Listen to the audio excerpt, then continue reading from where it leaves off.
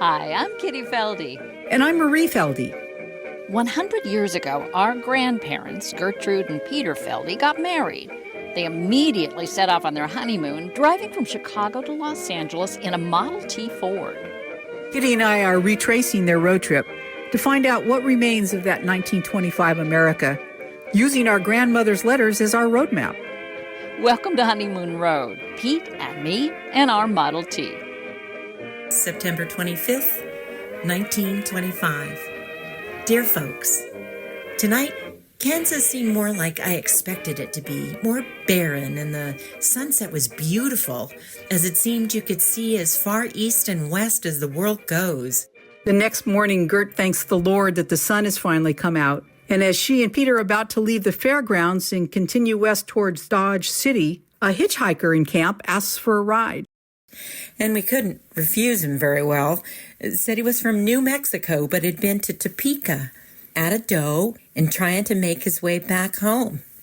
He also said he was part Indian and some other nationalities, but I was shaking in my boots for fear he might gently tap us on the dome as we go along lonesome territory for a long time.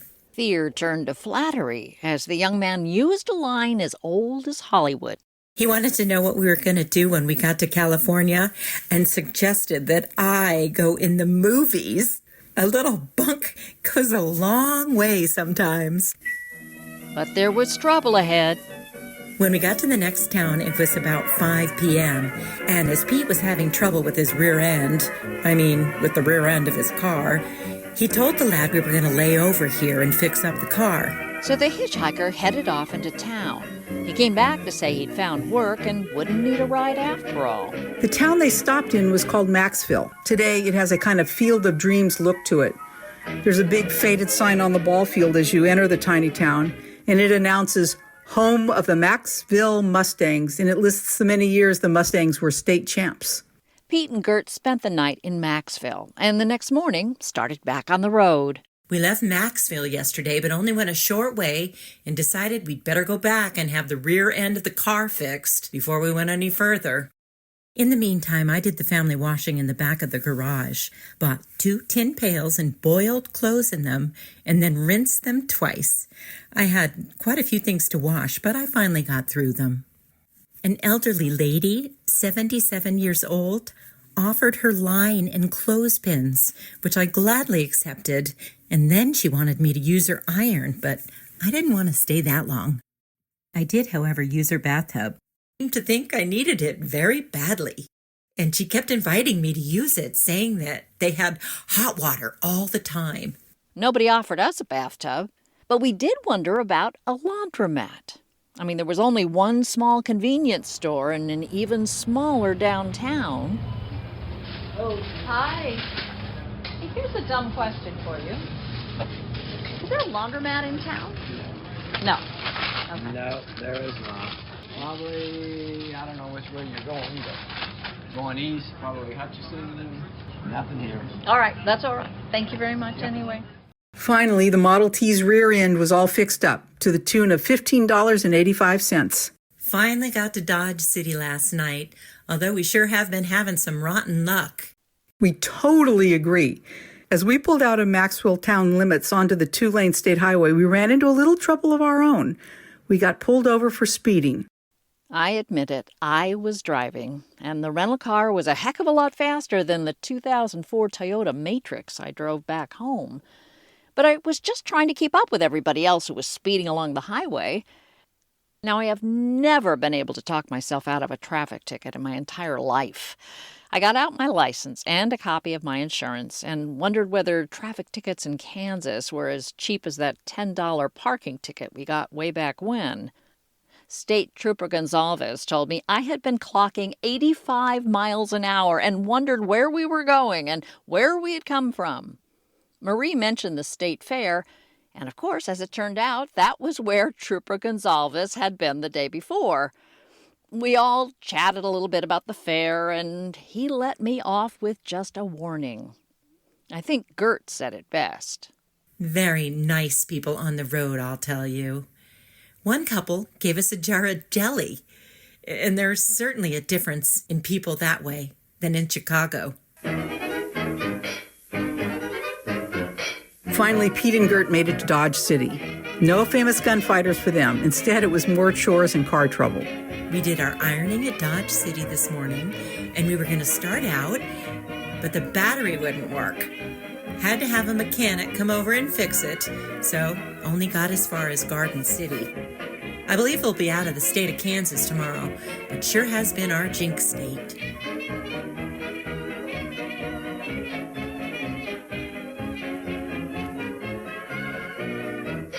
Unfortunately, our choice of hotel was not quite what we had expected. Yes, it had an Old West theme with lots of Western TV and movie memorabilia scattered around, and there was a nice guy at the front desk, but it was one worn-out place that looked to have been built inside a big old warehouse. There is a lot of nice lodging in Dodge. We just struck out on our choice, and like Pete and Gert, we arrived later than planned and were exhausted. So we left our luggage and headed to downtown for dinner. Afterwards, we took a nighttime stroll and kept running into statues of Dodge's legendary gunslingers, gamblers, and cattlemen. We took lots of pictures. Marie with Wyatt Earp, me with Doc Holliday, and of course both of us with Matt Dillon from Gunsmoke fame. Despite the fact that my name is Kitty and I do have a brother named Matt, I was not a Gunsmoke fan. I was a Bonanza girl myself. Both Marie and I can remember going over to Grandma and Grandpa's house on Sunday nights so we could watch The Wonderful World of Disney in color, of course, followed by Bonanza, which was the first hour-long TV show ever produced in color. I don't think we got a color TV at home until I was in high school. Me either, Kitty. In the summer months, you can relive a lot of Dodge City's Old West flavor at the Boot Hill Museum, including twice-daily shootouts, or you can even belly up to its bar for a cold drink of sarsaparilla. You can also buy a Get the Hell Out of Dodge t-shirt and mugs. Pete and Gert weren't the only ones stopping in Dodge with their Model T. The next morning, we couldn't believe it. Next to our car in the hotel parking lot was a 1923 Ford Model T Roadster with a sign on the door, Santa Fe or bust. The Ford had been beautifully restored. Unfortunately, we missed the driver who must have been at breakfast, but we learned from the desk clerk that he was driving the entire Santa Fe Trail in it. Between Dodge and Garden City is the old west town of Cimarron, a town on the old Chisholm Trail, which brought cattle drives from Texas to Kansas in the late 1800s. But it's also where the likes of Bat Masterson and gunfighter Bill Tillman hung out. We found the three-story Cimarron Hotel, which has been around since 1886. No idea whether Pete and Gert stopped by, but they would have seen it, that's for sure. We knocked on the door, and the owner, Kathleen Holt, waved us in. She's been running the place for more than 30 years. She's also devoted to keeping the local public radio station on the air. She and Kitty told radio stories for nearly an hour, but Garden City was calling. Before we got there, we pulled off the two-lane Highway 50 west to enjoy the view. There are still big cattle yards, grain silos, and a massive number of windmills, the new crop, I guess, sharing land growing various kinds of grains. Marie was taking a picture when a driver from across the highway sees us and whips her car around, crosses both lanes, and pulls up behind us. Now, was she some state trooper out of uniform? Or some marauder, somebody dangerous? No. She had seen us pull over and wanted to make sure we were okay. Yes, we are. And we thanked her for her concern. This was actually the second time this had happened to us. Earlier, driving through eastern Kansas, we'd pulled way off the highway onto a side road. We wanted to get a photo of the sun setting with Kitty amid the sorghum crop. Kitty can explain later. Anyway, a Mad Max-like vehicle, all decked out in antennas and massive off-road tires, had roared up and careened to a stop. Well, he too apparently saw us pull off, wanted to know if we needed any help. We will forever be impressed by the kindness of Kansas drivers, and really by everybody else we have met along our journey from Chicago. About that sorghum and soybeans, if you're doing a road trip in California, driving north on I-5 or the 99, you will see lots of crops along the way. Grapevines, cotton, and lots of fruit and nut trees. They're even labeled almonds, peaches, etc. Well, I was really curious about the crops we passed in Kansas. I mean, not the corn. I knew corn. But we had to stop long enough for me to check out what turned out to be soybeans. I'd only seen them in Trader Joe's packages, but there they were, green pods growing on a short shrub almost ready for harvest. And that other crop we kept seeing? Well, a farmer I talked to at the hotel breakfast explained that it was sorghum, a gluten-free grain used for everything from syrup to animal feed to ethanol. I wonder if it will grow in my patio. Pete and Gert finally arrive in Garden City. It's located just north of the Arkansas River, except you have to learn it's called Arkansas River in that part of the world. But traveling makes you hungry, and we stopped at the only place for miles around and counted ourselves lucky to find a table. It was Sunday morning, and it was packed. And you almost picked up a hitchhiker. He wasn't a smooth talker like Pete and Gert met, but a very persistent one of the four-legged variety. A little kitten kept following us from the restaurant to our car, and we were afraid we'd just run it over, so we kept carrying it back to the restaurant. Eventually it gave up on us, and we moved on. We found Garden City to be a busy crossroad with a lot of services for the traveler and long-haul truckers, but not a lot of historic charm around, at least that we could see. But maybe that's been Garden City's role from the very start. Right next to us are 5 cars of people from Buffalo going to California. They're together. It's surprising how many people making their living traveling these camps. Not really so many tourists, but salesmen, photographers, carpenters, bricklayers, etc. Just outside of Garden City is the Sand Sage Bison Range and Wildlife Reserve. A sign warns us bison will defend themselves if they feel threatened. Keep 100 yards away. A raised tail is a warning sign. Bison may charge or give chase. No problem. We didn't see a single bison. The weather is much warmer now and the roads real hard sand. You should see the Arkansas River. Just a small stream of water, but lots of sand. You'd hardly believe it to be a river. It looks more like a street of sand. We followed that street of sand and agreed that the river, even today, is not much to write home about.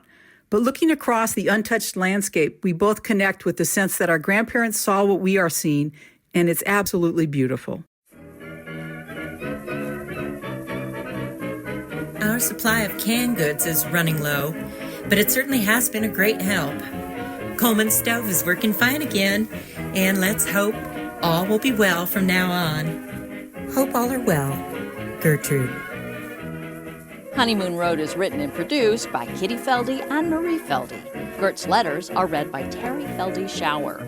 You can follow us on our road trip at the website, honeymoonroad.com. That's where you can find copies of Gert's letters, photos, a road map, as well as music credits and research links. That's honeymoonroad.com. Coming up next on Honeymoon Road. Guess we'll get to Josephine's tomorrow afternoon sometime if our Ford don't go back on us.